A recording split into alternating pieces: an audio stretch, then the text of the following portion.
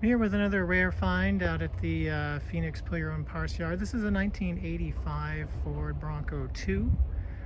It's fairly well thrashed at this point. The engine is completely gone. The body has definitely seen some forebuying, some customizing. Interior is definitely thrashed as well. But a fairly cool 80s SUV.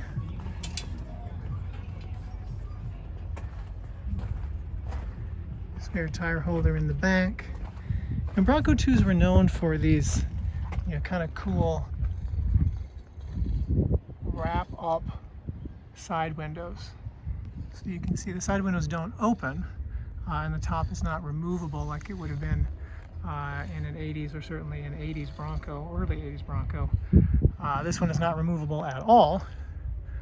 Bronco 2 based on the same platform as the Ranger. But they had these cool side windows that wrap up into the roof. Kind of a unique styling feature for this particular small SUV. Fairly capable.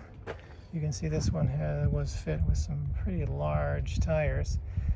Fairly capable off-roaders. Fairly good stock ground clearance.